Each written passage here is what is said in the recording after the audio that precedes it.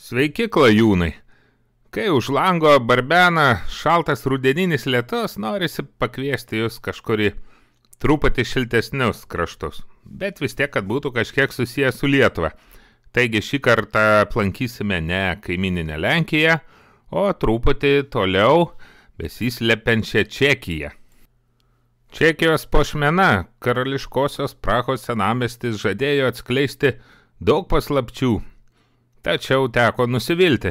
Pastatų fasadai visiškai nušlifuoti, atrekonstruoti, jokių senovinių simbolių tenai ir su žiburiu nerasi. Nuleidus galvą ir palikus aukso kupolinę Prahą už nugaros, tenka ropštis per dangų remiančius Čekijos kalnus. Ir juose mūsų laukia siurprizas. Ir netgi ten, kur visiškai to nesitikėjome. Žygis ilgas, varginantis ir pavojingas, tačiau galų gale nuo kalnų viršūnių tolumoje pamatome kažką garuojant, lyg verdant. Ir kągi, neapsirenkame, kalnų slėnyje slepiasi senovinis kurortas, pavadinimas Karlovy Vary, ką netgi be vertimo galime suprasti, kad karalius kažką verda. O ką jis tenai verda? Padeda suprasti va štai toks bareljefas įvažiuojant į miestą, kas netingi užversti galvą, pamato štai karalių su tokia bačka. Na, matyt, tai bus alutis.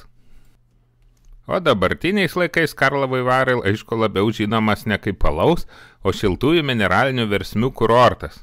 Na, būtų kaip ir druskininkai, tik tai druskininkai daug šiauriau, todėl ir vanduo šaltas, tai druskininkai mažiau ir populiaresni, o Karlovy Vary daug kas važiuoja, net kino festivaliai vyksta. Jau girdžiu klausytojų nusivylusius atodusius, maždaug, ką tu kalbi, jeigu jau Prahoje nieko įdomaus neradai, tai jau rasi tu čia ką parodyti kažkokiose Karlovy Varuose. Visi ten buvome, ilsėjomės, žiūrėti labai senoviško nėra ir ką.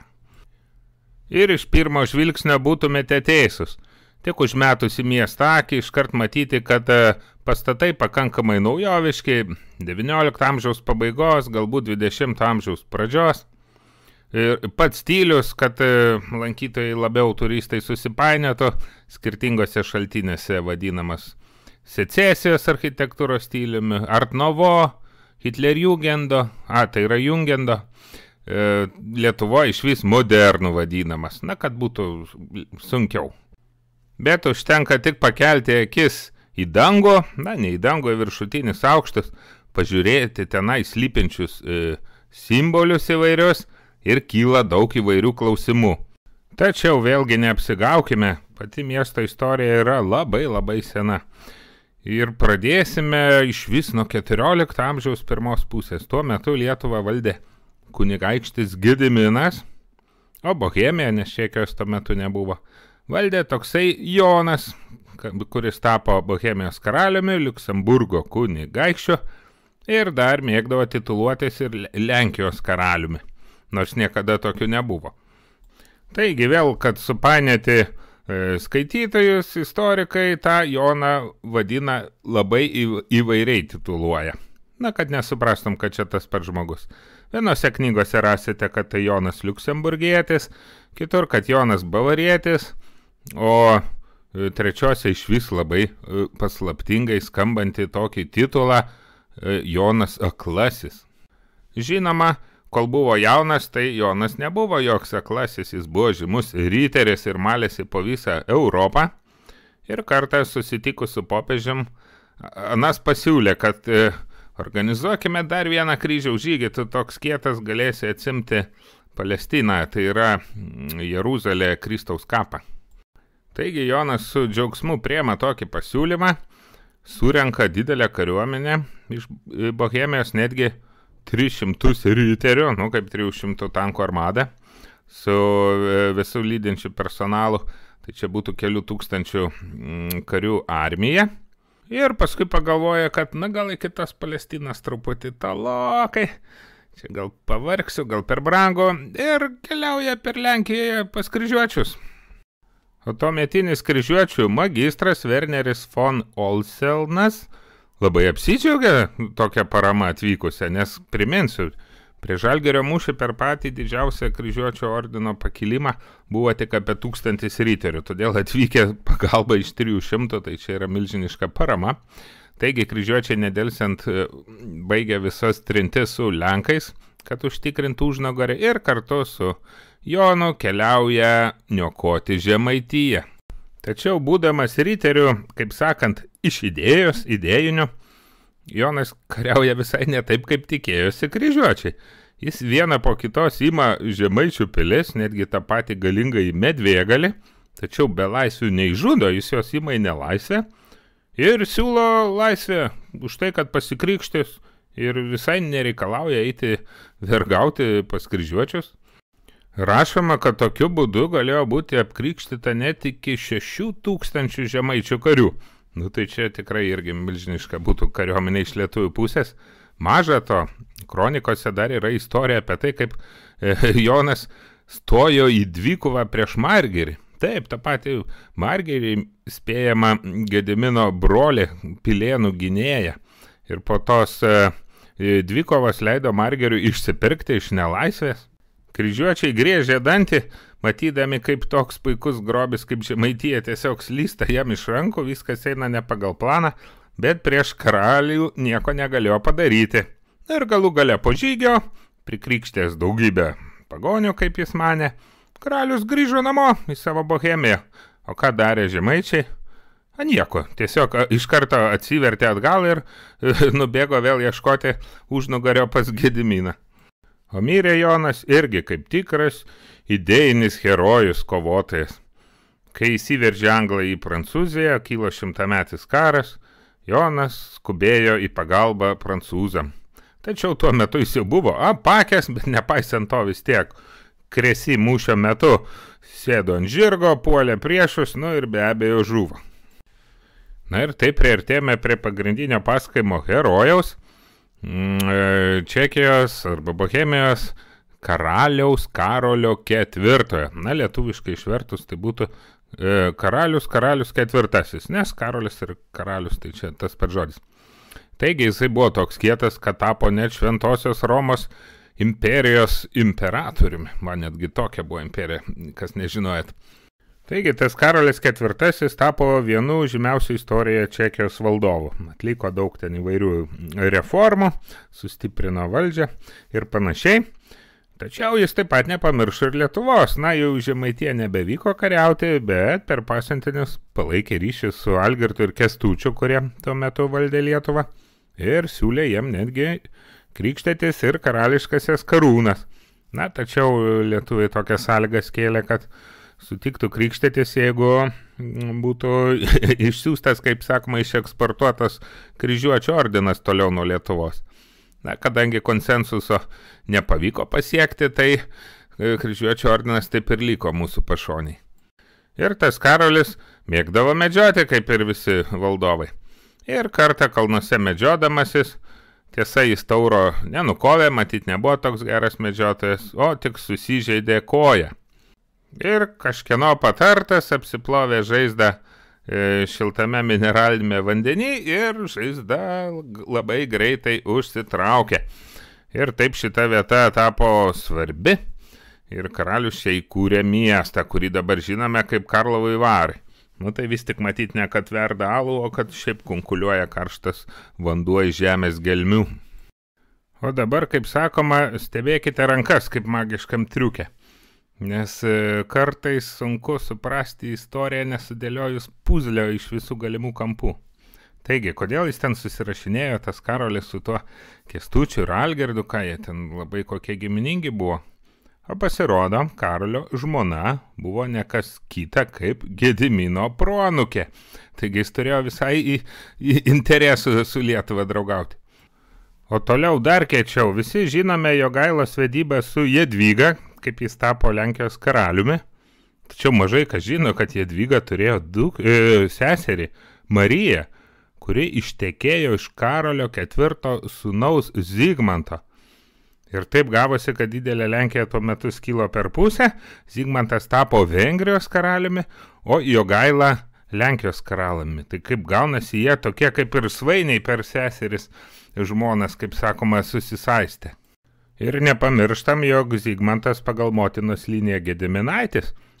Ir susidaro tokia įdomi situacija, kad visiškai netikėtai Kryžiuočių ordino valstybė, kaip kokiam geležiniam žiedė, tampa apsupta iš visų pusių Gediminaičių, tai yra priešų, ir jiem iškyla jau toks egzistencinis pavojus. Teutonai bando laviruoti, kiršinti Gediminaičius, kelis kart jam pasiseka Vytautą į savo pusę patraukti, tačiau tai tik tai laiko atidėjimas. Ir pažiūrėkime, kaip įdomiai sutampa datos. Zigmantas Liuksemburgietis realią valdžią pradeda įgyti nuo 1387 metų, kai jis tampa Vengrijos ir Kroatijos karaliumi, ir kas tuo metu Lietuvoje vyksta, ir iš karto vyksta Lietuvos krikštas. O 1410 metais jis jau tampa visos Šventosios Romos imperijos imperatoriumi. Na ir iš karto įvyksta galutinis kryžiuočių užsmaugimas, Žalgirio mūšis, po 4 metų vadinamas Konstancos susirinkimas, kur ir Žemaitija ir Sūduva galutinai perdodama Lietuvai, ir dar po kurio laiko jau Zigmantas siūlo karūnuotis pačiam Vytautui. Ir čia matyti jau Lenkai perpranta slaptai Gediminaičių planą, supranta, kad sekantis užsmaugimas bus po kryžiuočių jų pačių ir visais būdais trukdo tai karūnai atkeliauti pas Vytautą, būtent ne Jogaila, o Lenkų ponai sulaiko tą karūną ir sulaukia Vytauto mirties. Atrodytų, čia planas ir užstringa. Tačiau neskubėkime, Gediminaičiai rankovėje turi dar slaptą kozirį, kurio vardas Vladislavas, bet ne Jogaila, o jo sūnus Vladislavas Varnietis. Labai keista, kad jis Lietuvos istorikų yra kažkodėl nustumtas į paraštės, mažai apie jį užsimenama. Atseit čia susiję tik su Lenkija, tačiau tai yra absoliuti netiesa. Visų pirma, jau vien dėl to, kad jis buvo grynakraujis lietuvis, jo tėvas Jogaila lietuvis ir jo motina Alšėniškė irgi grynakraujė lietuvė. Taip pat formaliai buvo jis ir Lietuvos valdovas, nors tuo metu Lietuvoje šeimininkavo Žygimantas Kęstutaitis, bet jisai pripažino aukščiausią valdžią būtent Vladislavui, taip kaip Vytautas pripažino Jogailą savo laiku. Taigi po Jogailos mirties 1434 metais jaunasis princas Vladislavas tampa Lenkijos karaliumi. Netrukus miršta ir jo giminaitis Zigmantas Liuksemburgietis, ir po kurio laiko Vengrijos bajorai jau kviečia jį į Vengrijos sostą ir tampa Vladislavas ir Vengrijos karaliumi. Taip pat jis tikisi tapti ir Čekijos karalium, tačiau nepasiseka dėl kilusių vadinamų husitų karų. Tačiau Gediminaičių ambicijos tuo neapsiriboja, jos kyla kaip į kosmosą, nes ieškoma proga tapti praktiškai visos Europos valdovais. Ir toks džekpotas netrukus ir iškrenta. Į Europą veržiasi osmanai, išsigandęs popiežius Eugenijus IV kviečia Europos valdovus į naują kryžiaus žygį prieš juos. Ir vadovauti tam žygiui išrenkamas būtent Vladislavas Varnietis.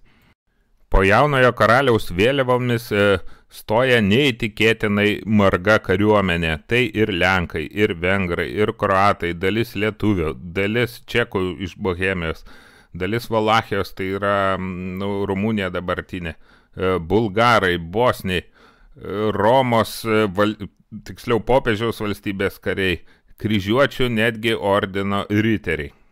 Pergalės atveju Vladislavas garantuotai būtų tapęs Europos naująją superžvaigždę, tikriausiai būtų išrinktas sekančiu Šventosios Romos imperijos imperatoriumi ir tada jau praktiškai Gediminaičiai būtų užvaldę beveik visą Europą. Ir naujasis kryžiaus žygis pradžioj klostosi sėkmingai, pirmuosius mūšius jungtinė kariuomenė nugalė, tačiau toks greitas Gediminaičių iškilimas tikriausiai sukelia daug nerimo senom Europos grupuotėm ir lapkričio 10 dieną 1444 metų įvyksta paslaptinga katastrofa. Dabartinėje Bulgarijoje įvyksta vadinamas Varnos mūšis ir jo metu karalius dingsta. Tiesiog dingsta, nerandama nei jo kūno, nei jo šarvų. Kas mūšio įkarštį galėjo nutikti, ar jį pagrobti, užmušti, paslėpti, iki šiol nėra aišku. Po mūšio Osmanų valdovas turėjo kažkokią galvą, visiems demonstravo, tačiau liudininkai teigia, kad tai nebuvo jaunojo karaliaus galva. Taigi mūšis pralaimimas, kryžiaus žygis žlunga, koalicija subyra, Gediminaičių planai žlunga. Atrodytų dabar jau tikrai viskas, slaptasis planas gula į stalčių dulkėti, tačiau ne. Na, Gediminaičių kraujas tikrai senoviniais laikais buvo labai karštas ir po kurio laiko jie sugrįžta su nauja jėga. Antrasis Jogailos sūnus, dar jaunesnis Kazimieras, tuo metu jau būdamas Lietuvos didžioji kunigaikščių, po savo brolio Vladislavo žūties, tampa ir Lenkijos karaliumi. Aišku, reikia laiko, kol jis užauga, bet jam gimsta daug sūnų, kurie dar kartą sudrebins Europą. Vyriausias Kazimiero sūnus gimsta praėjus 12 metų po nelaimingojo Varnos mūšio, na ir vardą suteikė savo pirmgimiui vėlgi Vladislavą. Nu čia, kad būtų sudėtingiau, kad visi istorijai susipainiotų, nes ir Jogaila Vladislavas, ir jo sūnus Vladislavas Varnietis, ir galiausiai anūkas vėlgi Vladislavas, dažniausiai vadinamas, kad galutinai nesusipainioti, Vladislavas Jogailaitis II. Karalius Kazimieras pasiekė, kad jo sūnus, vos tik sulaukęs 15 metų, jau taptų Čekijos karaliumi, o netrukus ir Vengrijos karaliumi.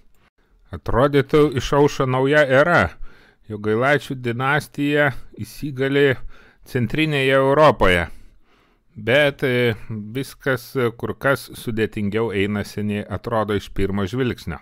Savo teisės į sostą naujai iškeptam karaliui teko įrodinėti kalaviju, nes Čekijoje bruzdėjo toliau husitai, o Vengrijoje išvis buvo krūva pretendentų, tai ir vietiniai didikai, Matijušas Korvinas, taip pat Habsburgai kišo letenas ir netgi Vladislavo brolis Jonas Albrechtas irgi norėjo nugvelbti Vengrijos sostą.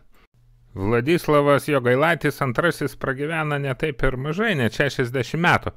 Ir visą tą laiką jis stiprina savo pozicijas ir jau mirdamas 1516 metais savo vieninteliam mažamečiui, 10-mečiui sūnui Liudvikui jau perduoda tvirtai sustiguotą valstybę. Jaunasis karalius Liudvikas apvesdinamas su Habsburgo princese ir taip užsitikrina jų paramą, taip pat jį remia Lietuvos Lenkijos karalius, jo tikras dėdė Žygimantas Senasis, todėl atrodo, kad šį kartą jau niekas nebegali sutrukdyti Gediminaičių Jogailaičių linijai įsigalėti Europoje. O toliau istorija tiesiog neįtikėtinai, netgi sakyčiau, mistiškai kartojasi.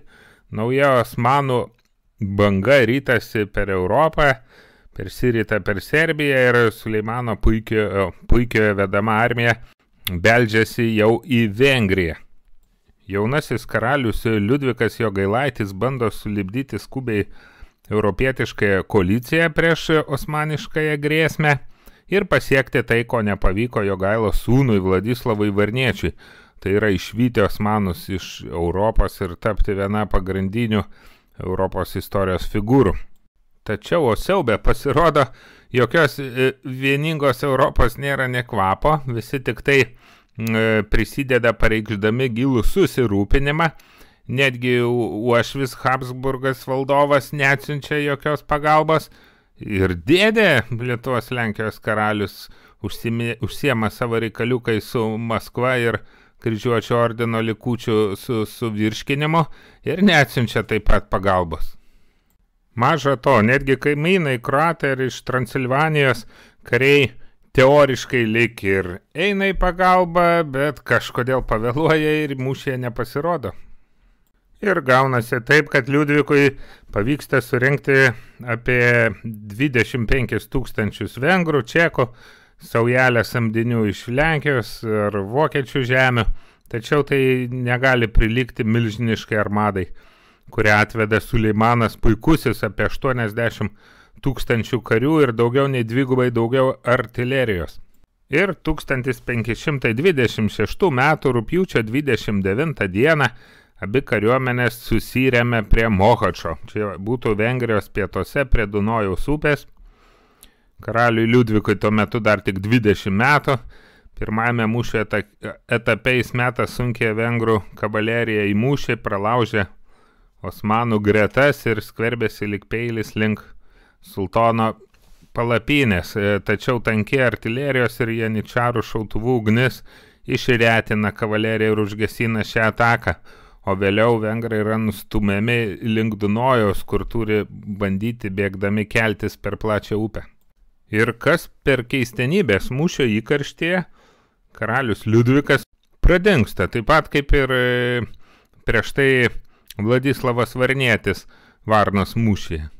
Bet čia yra labai keisti dalykai, nes istorijoje būdavo, kad karaliai žūsta kovose, tačiau nedingdavo, nes netgi kūnas yra netgi didelis grobis priešininkam. Vienur teigiama, kad karalius sutraiškė griūdamas sužeistas žirgas, kitur, kad jis su visu žirgu nuskendo keldamasis per Dunojų. Netgi galime rasti pasakojimų, kad po 2 mėnesių upė atidavė karaliaus kūną. Tačiau kuris buvo tuo metu užkastas, vėliau lik kažkur perlaidotas, tačiau iki šiol nėra tikrai aišku nieko, nes ir jo kapo nėra, ir jokių paminklų ant kapinių nėra. Toks vaizdas būtų lik senosiam Europos giminėm, labai jau neįtiko šitie išsišokėliai Gedimino kraujo atstovai ir 2 kartus buvo panaudota ta pati schema jų atsikratymui. Kadangi Liudvikas nebuvo spėjęs susilaukti sūnų, tai tą Vengrijos dalį, kurią osmanai neužgrobė, į savo kūriamą naują imperiją inkorporuoja būtent Habsburgai ir Gedimino kraujas į centrinę Europą niekada nebegrįžta. Maža to, dar tame pačiame 16 amžiuje yra demontuojami visi savarankiškos Gediminaičių imperijos pagrindai. Žygimantas Augustas atlieka savo misiją, prijungia Lietuvą prie Lenkijos ir iškart miršta bevaikės, o tolimoje Maskovijoje miršta paskutienieji Riurikaičiai, kurie buvo irgi Gedimino kraujo per motinos liniją. Galbūt tai tik sutapimas, bet sutikite, galingos giminės valdžiusios nuo Dunojaus iki Maskvos, išnykimas vos per 2 kartas, kelia tiesiog nuostabą ir daug klausimų. Temos ignoravimas lietuviškuose šaltinėse taip pat verčia pakelti antakius, nes net apie Kazimiero sūnų, Vladislavą Jogailaitį II, ilgametį Vengrijos ir Čekijos valdovą, net Wikipedijoje nėra net lietuviško straipsnelio apie jį. Pirmąją reportažo iš Čekijos dalį čia ir baigsime, tačiau mūsų laukia ir antroji, dar daugiau paslapčių kupina, nes tai, ką pamačiau Karlovy Varuose, kokius keistus ženklus ir simbolius, iki šiol dar galva kvadratinė, bandant išsiaiškinti, ką tai galėtų reikšti.